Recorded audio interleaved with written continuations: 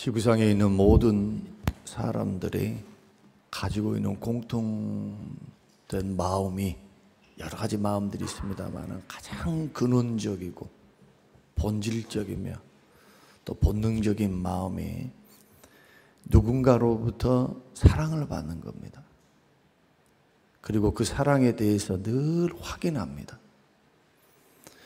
자녀들이 부모와의 관계 속에서 어리기 때문에 아직 부모님이 나를 사랑하는가, 사랑받고 있는가, 이것이 모호할 때가 있거든요.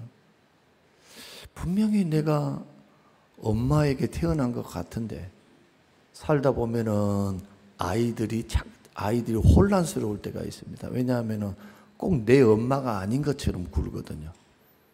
막 감정이 생기면 막 함부로 하고, 때로는 엄마가 내가 잘못한 것은 인정을 하겠는데 엄마가 하는 것을 보면은 너무너무 가혹하게 대할 때, 우리 엄마 뺑덕어머니 아니야? 친엄마 맞아? 그래서 어렸을 때 엄마가 자녀들에게 이런 농담을 하기도 합니다. 엄마, 나를 어떻게 낳았어? 다리 밑에서 주워왔어. 그러면 그때 어린 마음에, 저도 어린 기억이 있는데 다리 밑에서 나를 주워왔대요. 그럼 다리 밑에 사는 것은 거지밖에 없었거든요. 그러면 나는 거지였는데 나를 데려온 거야? 이런 생각들이 있잖아요. 제가 어렸을 때 보니까 좀 그런 기억이 잠깐 납니다. 그때 막 서러웠던 기억이에요. 사람들은 다 사랑받고 싶어 하고 사랑을 확인하고 싶은 것이 본능인데, 만약에 사랑이 말뿐이면 어떻게 될까요? 그 사람을 신뢰할 수가 없어요. 어떤 이유 때문에 나를 지금 이렇게 선을 베풀고 이렇게 하는구나, 어떤 의도를 가지고 이렇게 하는구나 라고 생각되는 순간 헌신도, 희생도, 그리고 마음이 열리는 것도 우리는 기대할 수가 없습니다. 그만큼 우리는 우리의 사랑은 진실해야 되고 또 사랑해줘야 되고 또 우리는 사랑을 받아야 돼요. 그래서 성경의 말씀 보면은 서로 사랑해, 서로 사랑하라. 사랑은 혼자 못합니다. 짝사랑은 안 돼요, 교회 안에서. 어느 누가 되든 서로라고 할 때에 이 서로의 개념은 나이 고하를 막론하고, 그리고 직분을 막론하고, 어떤 교회 안에 들어와 있는 믿음의 식구들을 향한 하나님의 명령이 서로 사랑입니다. 그래서 이런 사랑을 주고 받는 그 일들을 우리가 잘하는 것은 지혜이고, 우리 광주 성림교회 공동체가 건강하게 세워갈 수 있는 유일한 방법이 말씀 위에서 하나님의 사랑을 주고받고 또 받은 은혜 속에서 사랑을 주고받는 확인 속에서, 우리의 광주 성림교회는 이전을 한다 할지라도, 세월이 지나간다 할지라도 건강하고 행복한 공동체로 세워져 갈 줄로 믿습니다. 그런데 오늘 본문의 말씀은 하나님께서 우리를 향한 사랑을 확증하셨다고 말씀합니다. 쉽게 말하면 사랑이 말로 끝나지 않았다. 그리고 그 사랑이 십자가 속에서 증명되었다. 이것을 오늘 본문이 말씀을 하시면서 오늘 저와 여러분이 짧은 한마디 말씀 속에서 하나님께서 우리를 얼마나 사랑하셨는지, 그 사랑하는 방법이 무엇이었는지, 그리고 그 사랑은 일시적인지 영원한 것인지 우리가 생각해 보면서, 우리가 전도할 때 옆에 있는 사람들을 예수님 믿으라고, 교회 나오라고 이렇게 전도하는 그 전도의 모든 과정들 속에서 먼저 내가 가지고 있어야 될 것은 구원의 확신뿐만 아니고 내가 어떤 사랑을 받았는지, 하나님이 나를 향하여 어떻게 사랑을 확인하고 계시는지, 여러분 그것을 확인하면서 믿음의 길을 걸어갈 때 비록 지금 힘들고 병이 있고 외롭고 그리고 지금 살아가는 삶이 그렇게 녹록지 아니한다 할지라도 나를 사랑하시는 그 사랑, 그 십자가의 사랑을 생각하면서 여러분 넉넉히 짧은 인생 이기고 승리하며 걸어갈 수 있는 우리 모든 성도님들이 되시기를 주님의 이름으로 축원합니다.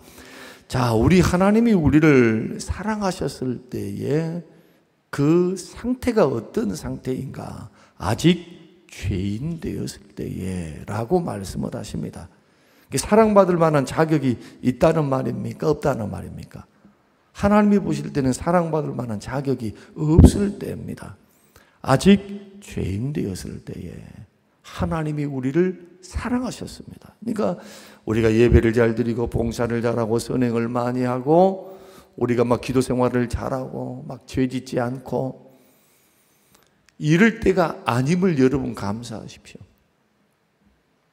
연약하고 부족하고 넘어지고 삐지기도 잘하고 그리고 청개구리와 같이 하라 하면은 하지 않고 하지 말라 하면은 하는 도저히 하나님이 보실 때는 구원받을 만한 자격이 그 사람에게는 없는 죄인이었을 때에 우리 주님은 우리를 사랑하시기로 작정하신 겁니다.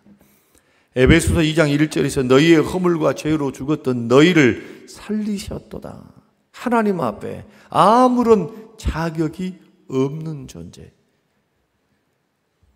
거기에서부터 구원이 시작되었고 사랑이 시작되었으니 내가 죄인이라고 느껴진다면 이것이 은혜의 시작이고 복음의 시작이며 구원의 시작이기에 이 지구상에서 구원받지 못할 사람은 한 사람도 없어요. 왜 구원 못 받습니까? 그리스도를 부인하고 생명의 주님을 멀리하기 때문에 떠나기 때문에 구원을 못 받아요.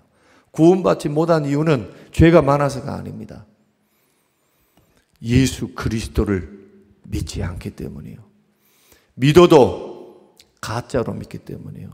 믿어도 감정적으로 믿는 것이요. 믿어도 일시적으로 믿는 것. 참다운 구원은 어떤 구원이냐? 참된 구원은 꾸준한 믿음입니다. 참된 믿음은 꾸준해요.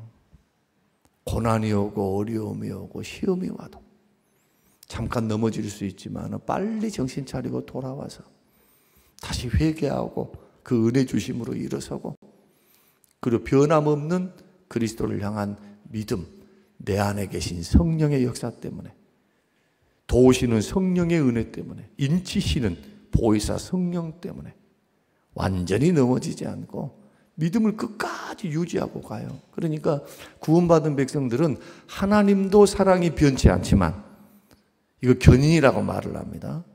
예수 믿는 나도 사랑이 변치를 않아요. 꾸준하게 갑니다.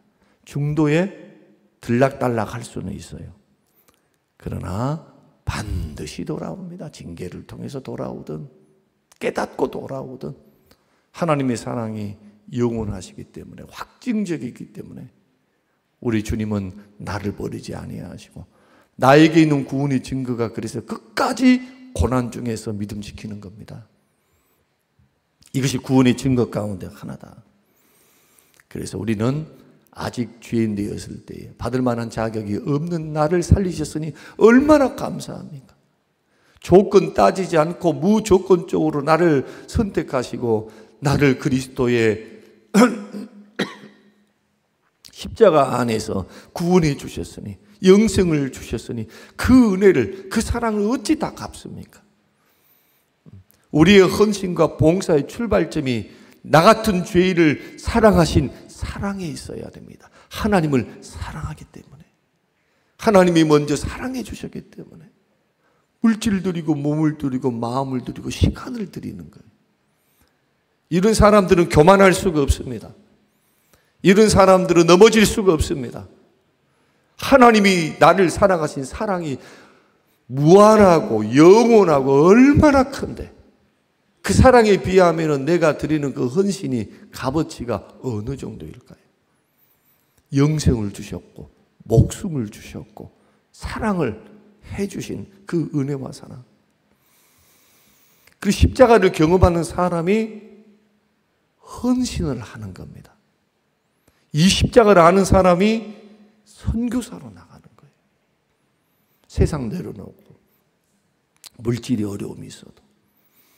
교회 안에서도 마찬가지입니다.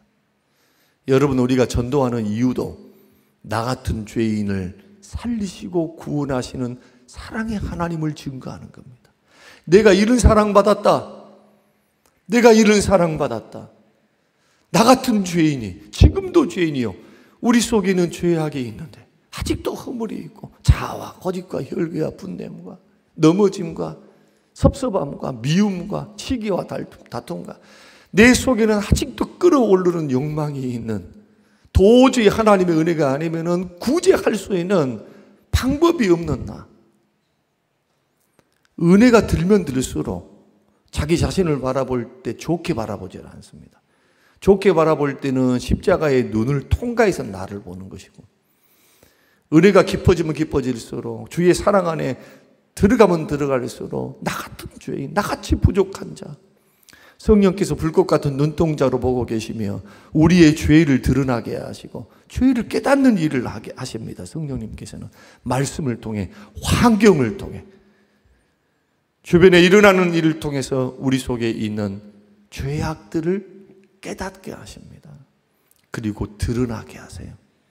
아, 이것이 죄였구나.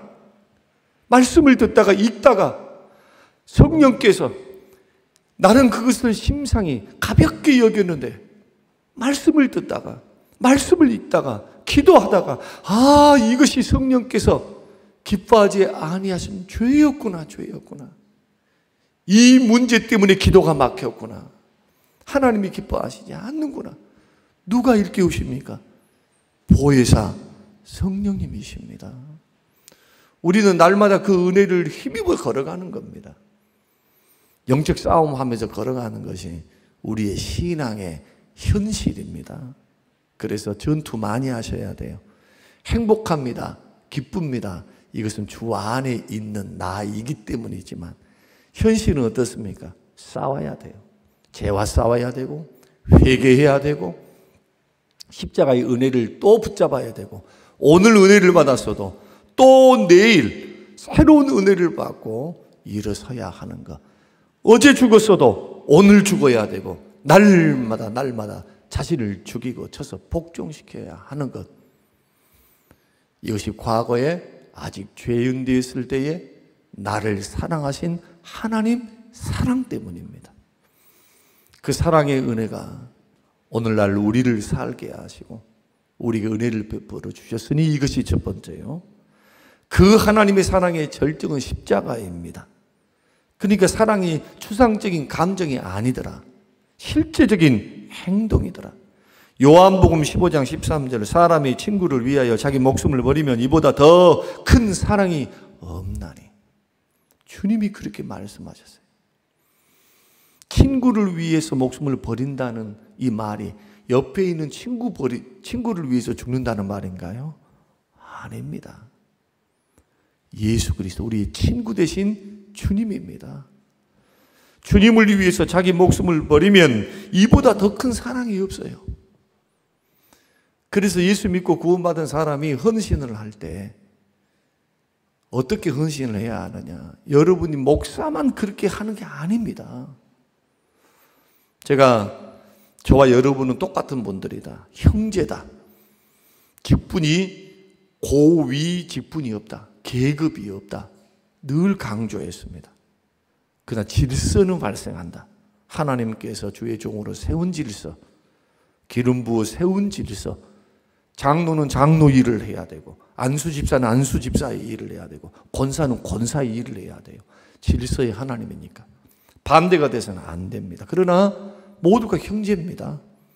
한 아버지 안에서 우리는 형제이기 때문에 내가 몸된 교회를 받들고 섬겼던 그것을 가지고 자기가 자기 상을 받는 거지, 하지 않아놓고 내가 그 상을 받는 것은 아니에요.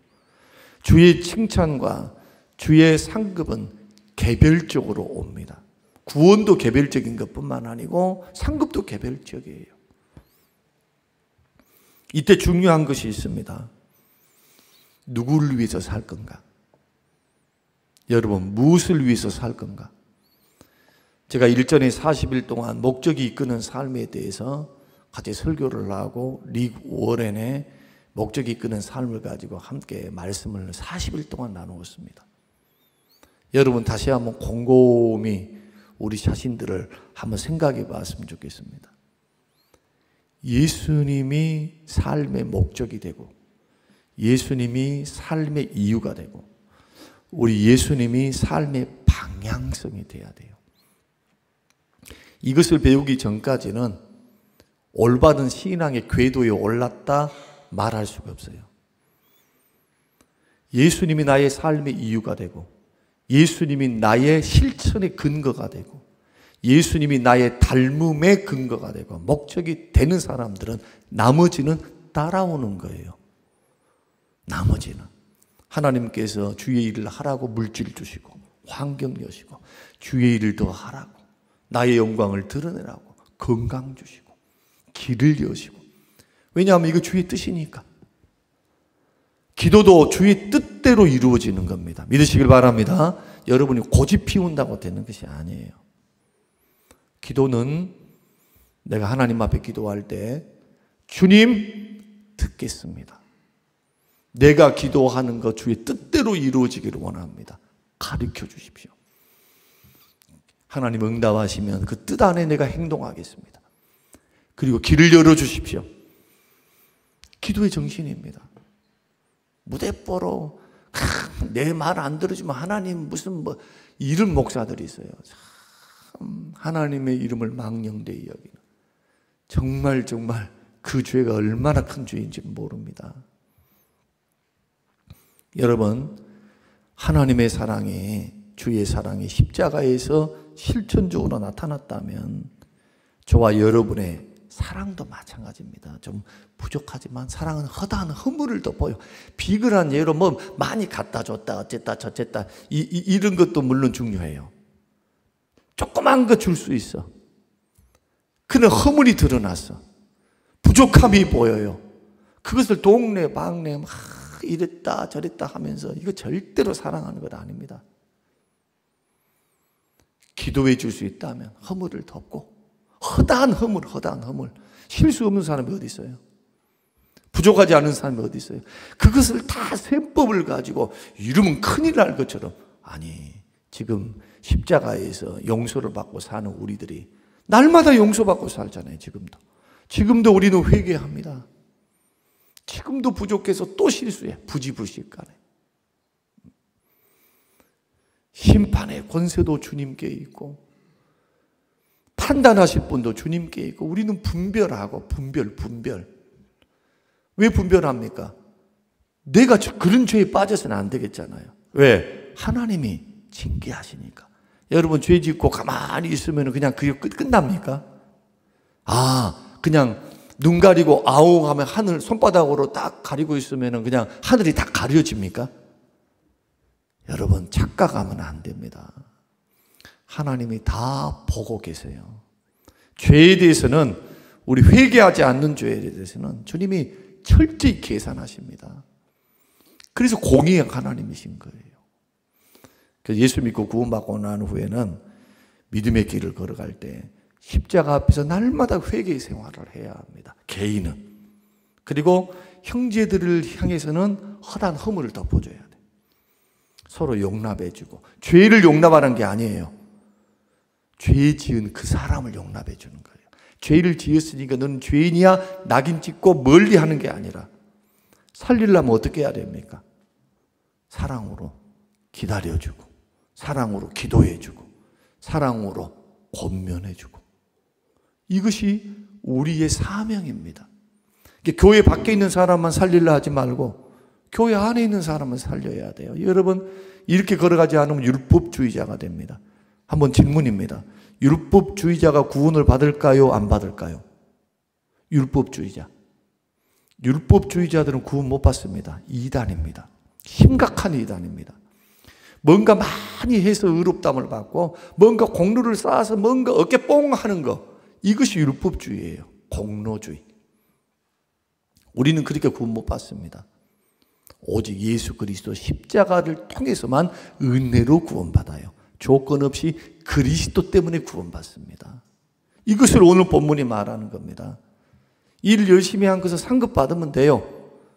그 나라에서 영원한 상급을 하나님이 예비하시니까 우리가 교회를 받들고 섬기고 주변에 걸어갈 때 착각하면 안 되는 겁니다. 오늘날 너무나 많은 사람들이 착각합니다.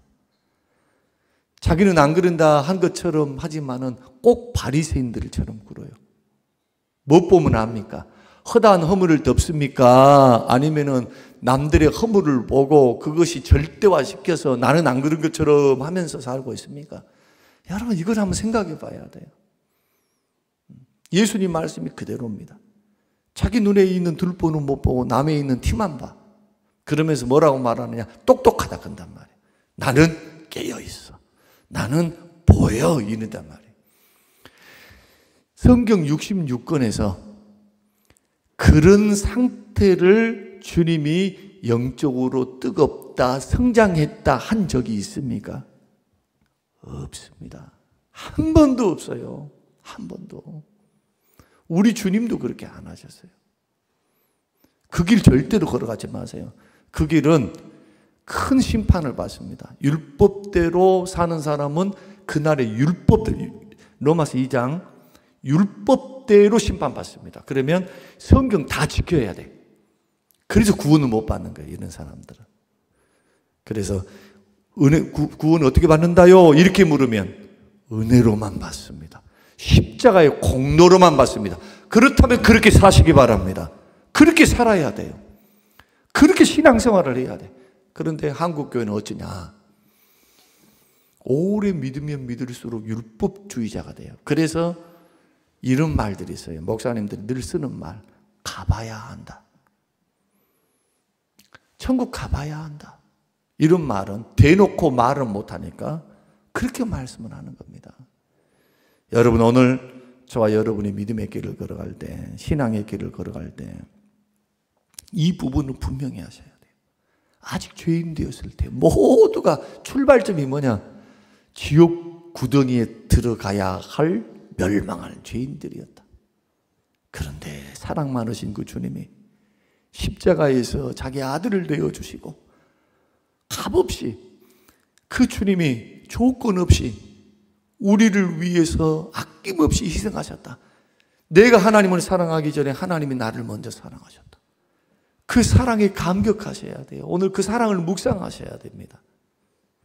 그러면서도 이 사랑 어떤 사랑이냐? 오늘 말씀 보니까 확증하셨느니라. 확증하셨느니라. 이 말은 한순간의 일시적인 감정이 아니라는 겁니다. 영원히 변하지 않는 사건이며 하나님의 사랑이라는 겁니다. 하나님이 나를 향한 하나님 사랑은 변할까요? 안 변할까요? 안 변합니다. 예수 그리스도를 믿고 의롭다함을 받은 내가 좀 부족함이 있고 연약함이 있고 또 넘어지고 또 실수도 하고 청개구리 같이 막 그냥 자기 중심 야고비처럼 그렇게 굴면서 살아간다 할지라도 하나님 사랑은 변하지 않습니다. 그래서 교회 안에 잘 따라오는 사람도 귀하게 여겨야 되지만 잘 따라오지 않고 빈질빈질거리고 아니면은 그냥 봉사하는데 그냥 섬기는데 큰 관심이 없는 사람 많아요. 훈련도 시켜야 되고 믿음도 자라가야 되고 그래서 하나님 앞에 기도 제목이 그거죠. 하나님, 저들이 인격적으로 주를 만나고 십자가를 만나게 해주십시오. 뜨거운 은혜를 받아야 깨달아야 봉사도 하고 섬기면서 훈련도 되면서 끝까지 가는 거니까. 그러지 못할 때에도 그들의 주인이 하나님이시고 그들을 구원하신 분이 하나님이시기 때문에 그 사랑이 변치 않기 때문에 예수 믿는 믿음의 사람을 향한 하나님의 명령은 딱 한 가지밖에 없어요. 서로 사랑하라. 서로 사랑하라. 내가 너희를 사랑한 것 같이. 이 사랑 안에 다 녹아져 있어요. 이 사랑 안에서 해결을 하고 기다릴 땐 기다리고 싸매주고 권면하고 이런 일들이 예수 닮는 겁니다. 이것이 성숙이에요. 예수 닮는. 오늘 이 말씀을 저와 여러분이 듣고 오늘 확증적으로 하나님께서 우리를 사랑하신 그 사랑이 십자가로 확증되었다. 그리고 나의 상태는 도대체 가망이 없는 상태였다. 여러분, 그런 상태에서 저와 여러분이 구원을 받는 겁니다. 그리고 지금도 아직도 연약해요. 불완전해요. 천국 갈 때까지, 죽을 때까지 우리를 도우시는 성령의 은혜를 따라서 하나님의 사랑, 나를 사랑하신 하나님의 사랑에 대해서 확신하면서 고난을 이기고 시험을 이기고 어려움을 이기고 외로움을 이기고 그렇게 걸어가면서 한 가지 제가 여러분이 도전하고 싶습니다. 이제 우리 정도 되면, 권사님 정도, 안수 집사님, 장로님 정도 되면 이제는 어떻게 해야 되느냐? 사랑받으려 하지 말고 주려고 해야 돼요. 사랑을. 받는 게 더 기쁠까요? 주는 게 더 기쁠까요? 이제 질문. 애기들은 받기만 해요. 다고 주세요. 물론 받아야죠. 서로 주고 받아야죠. 그러나 어른 된 사람은 그래도 중직이고 기둥이 됐다면 자꾸 베푸는 사람, 마음도 감정도 주면서 받는 거예요. 줄 때 돌아와요. 감사도 메아리, 칭찬도 메아리, 비판도 메아리, 불평도 메아리 돌아와. 불평하면 자기에게 불평의 조건이 돌아와요. 감사하면 감사의 조건이 돌아와요. 이건 내 말이 아니에요. 주님의 말씀이지. 비판하면 비판 돌아와요. 여러분, 사람들 칭찬받고 싶습니까? 칭찬 많이 하세요. 칭찬. 막 칭찬하세요. 대놓고 칭찬하지 말고 옆 사람들에게 괜찮다고 막 하면서 칭찬하면 칭찬이 메아리로 돌아오고, 감사가 감사로 메아리가 돌아옵니다. 반대로 사랑하면 어떻게 될까요? 사랑이 돌아와요. 그러니까 남탓하지 말고, 사랑받지 못한 것도 다 자기 할 몫이에요. 여러분, 주의 말씀대로 나는 이렇게 살아왔는 걸 생각하고 오늘 새벽에 기도의 제목이 되시기를 주님의 이름으로 축복합니다. 고마우신 아버지, 감사합니다. 고맙습니다.